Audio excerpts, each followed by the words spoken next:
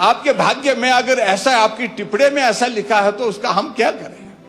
कुछ लोग बोलते जयराम दिल्ली क्यों गया, और एक भाषा ने तय करके रखी है कि जयराम दिल्ली गया रोकने के लिए गया। हम आपसे ज्यादा हिमाचल के हितैषी है। हिमाचल सर्वोपरि है हमारे लिए। राजनीति में आना जाना चलता रहेगा। अगर मैं वित्त मंत्री जी से मिला तो मैंने कहा हिमाचल को मदद करिए, जिस तरीके से भी कोई रास्ता निकल सकता है निकालिए, मदद करिए। तो सबसे बड़ा डिजास्टर तो वर्तमान सरकार है कि मैंने 2000 संस्थान हिमाचल प्रदेश में खुले हुए चले हुए संस्थान बंद किए। ये मेरी उपलब्धि है, उसको उपलब्धि के रूप में गिना जा सकता था। हम लेकर के आए। आपको कौन बांध करके रखा हुआ है, आप भी लेकर के आइए। और गृह मंत्री जी से भी हम इस बात के लिए निवेदन किया है कि हिमाचल में डिजास्टर के कारण नुकसान हुआ। आपसे उम्मीद है, बार बार आप चाह रहे थे कि हम बोले, आप चाह रहे थे हमारी बात सुनी जाए, लेकिन नहीं सुनना चाहते थे। और इसलिए आप मेहरबानी करके आप सुनिए।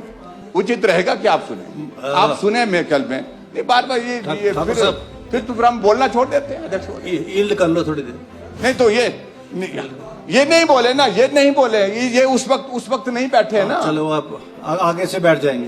नहीं आगे से भी नहीं बैठे, कोई भरोसा नहीं, इनकी बातों का कोई भरोसा नहीं है। एनीवे प्रदेश को राजनीति से ऊपर आने दीजिए। फिर रेवेन्यू डेफिसिट ग्रांट का देखिए, यहाँ सारे सदन के सदस्य बैठे हैं विपक्ष के। हमने विरोध कहां किया है जब हमको बोलने नहीं दिया गया, हमको बोलने ही नहीं दिया गया। सत्ता पक्ष के साथियों से इस बात के लिए आग्रह है, नकल से ही काम नहीं चलेगा, थोड़ा अकल से भी काम करिए, वो काम आएगी।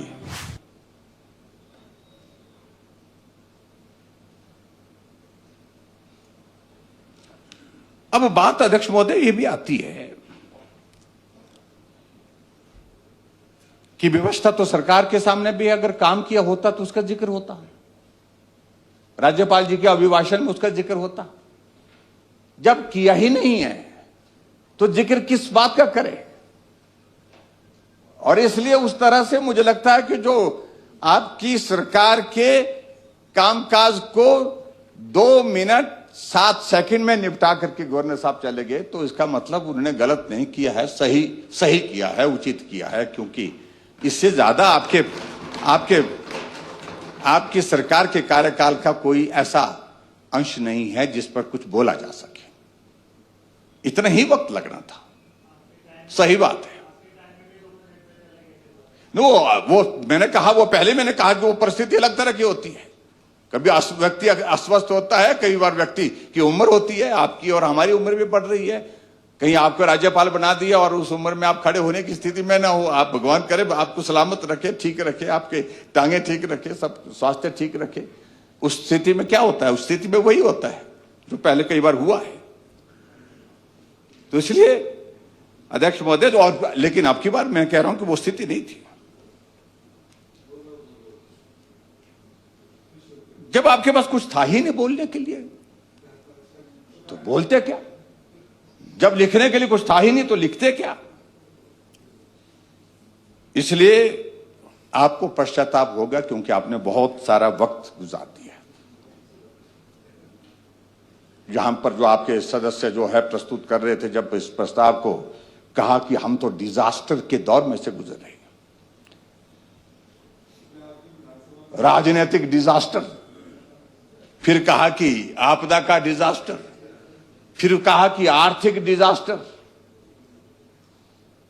फिर कहा कि फाइनेंशियल डिजास्टर।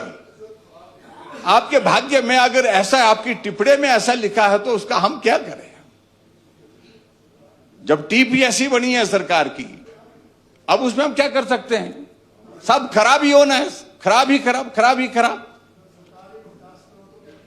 और ऊपर से एक बात उनकी छूट गई, जो फाइनेंशियल डिजास्टर के बाद उनको यही कहना चाहिए था कि सही मायने में तो सबसे बड़ा डिजास्टर तो वर्तमान सरकार है। एक कोने से दूसरे कोने तक तबाही है, पूर्ण विराम विकास कार्य पर है।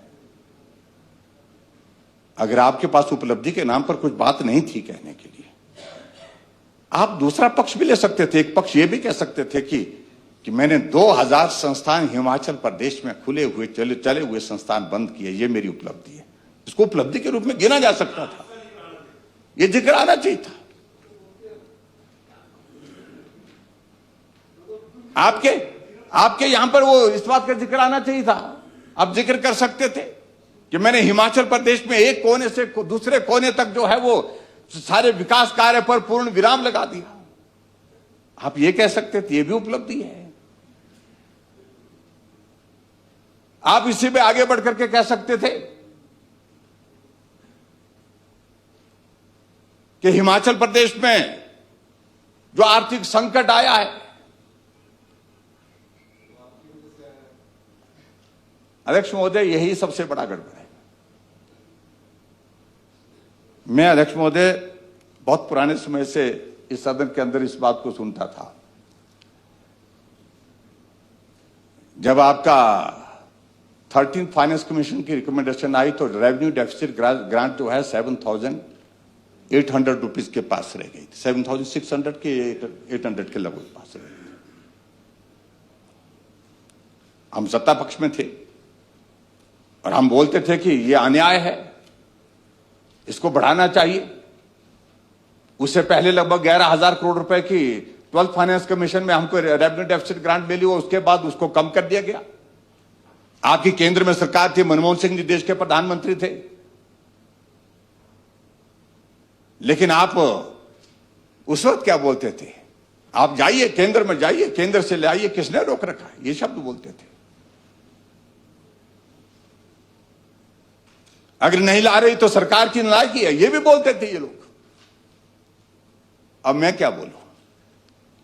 अगर भारतीय जनता पार्टी की सरकार के दौरान नरेंद्र मोदी जी की नेतृत्व में केंद्र सरकार ने 2 रेवेन्यू डेफिसिट ग्रांट में हमको हिमाचल प्रदेश को एक बार 40,000 करोड़ रुपए दिए, एक बार 37,200 करोड़ रुपए दिया, और कोविड के कारण जो है 11,600 करोड़ रुपए और हमको दिया।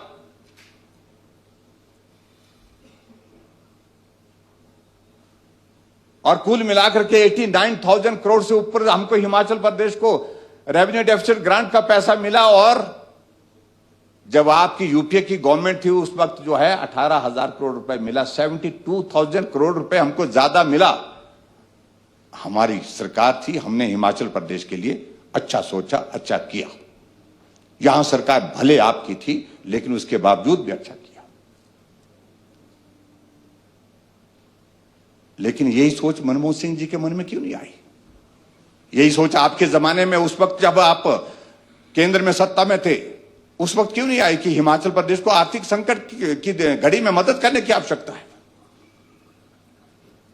और उसके बाद आप हमको ये आरोप लगाते हैं कि आपके समय में, हम बोल रहे हैं कि हमारे समय में अगर आपकी ही भाषा, उस वक्त की भाषा का इस्तेमाल करूं, हम ले करके आए। आपको कौन बांध करके रखा हुआ है? आप भी लेकर के आइए। अगर उसी शब्दों में अगर मैं जिक्र करूं, क्योंकि इसी सदन में अच्छी तरह से वो शब्द हमारे कानों में अभी तक भी गूंज रहे, हम नहीं भूल पाए उन बातों को, तो आप पर भी लागू होती है ये बात।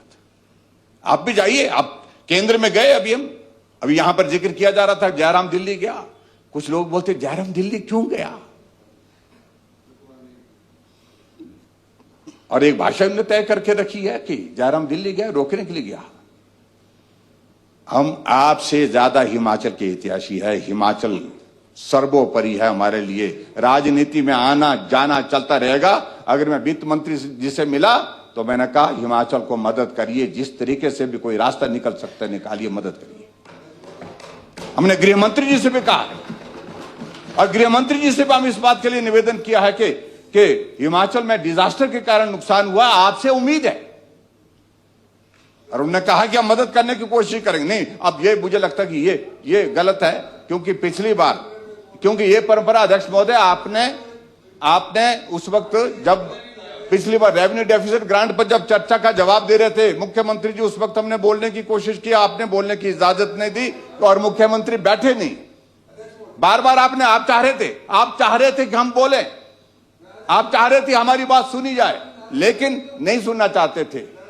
और इसलिए आप मेहरबानी करके आप सुनिए, उचित रहेगा कि आप सुने। आप सुने मैं कल में नहीं, बार बार ये फिर तो हम बोलना छोड़ देते हैं अध्यक्ष। यील्ड कर लो थोड़ी देर। नहीं तो ये नहीं बोले ना, ये नहीं बोले, ये उस वक्त नहीं बैठे हैं ना। चलो आप आगे से बैठ जाएंगे आगे। नहीं, आगे से भी नहीं बैठे, कोई भरोसा नहीं, इनकी बातों का कोई भरोसा नहीं है। एनीवे, माननीय मुख्यमंत्री महोदय Thakur to continue your speech. महोदय, अध्यक्ष, माननीय अध्यक्ष महोदय, हट फिर करके वही ढाक के तीन बात, यानी कि मतलब जो बात इन सुबह भी कहते हैं, दोपहर भी कहते हैं, शाम को भी कहते हैं, आपके साथ चलने के लिए तैयार हैं, आपके साथ चलने के लिए तैयार हैं, ऐसा बोलते रहते हैं। हमारी बात पर भरोसा करिए। और जो रेवेन्यू डेफिसिट ग्रांट की अगर बात कही है, वैसे हालांकि मैंने कुल मिलाकर के, क्योंकि इसमें major portion revenue deficit grant का ही है आपके इसमें गवर्नर एड्रेस में, इसलिए चर्चा हो रही है। हम कह रहे हैं कि आप अपना पक्ष रखिए, प्रभावी ढंग से गाली दे करके मत रखिए, तर्क के साथ रखिए, तहजीब के साथ रखिए। तर्क और तहजीब के साथ कोई बात कही जाती है तो उनसे बोलने की जरूरत नहीं पड़ती है, लेकिन सिर्फ और सिर्फ, मैंने आज से पहले भी अध्यक्ष महोदय, मुख्यमंत्री यहां पर इस सामान्य सदन में देखे, कभी कभी वो राजनीति की बात को छोड़ देते हैं, लेकिन ये श्रीमान जी हैं, ये सुबह से शाम तक और कुछ करते ही नहीं, सिर्फ राजनीतिक बात भी राजनीतिक, भाषा भी राजनीतिक, और सारी चीजों को राजनीति राजनीति राजनीति। प्रदेश को राजनीति से ऊपर आने दीजिए। अब जहां जहां हमने बात करनी थी, हम सपोर्ट कर, हमने रेवेन्यू डेफिसिट ग्रांट का, देखिए यहां सारे सदन के सदस्य बैठे हैं विपक्ष के, हमने विरोध कहां किया है? जब हमको बोलने नहीं दिया गया, हमको बोलने ही नहीं दिया गया, बोलने ही नहीं देंगे। आप बार बार कहते रहे कि आप बैठ जाइए और थोड़ा सुन लेते हैं, जैसे आपने मुझे बिठाया। तहजीब यही बोलती है कि आपने जब आसन से इशारा कर दिया तो मैंने अपना आसन ग्रहण किया, आपने इनको बोलने का मौका दिया, मैंने इनकी बात सुनी, और उसके बावजूद अब ये ना माने तो क्या कर सकते हैं, उसका कोई इलाज ही नहीं है, कुछ चीजें लाइलाज हो गई हैं।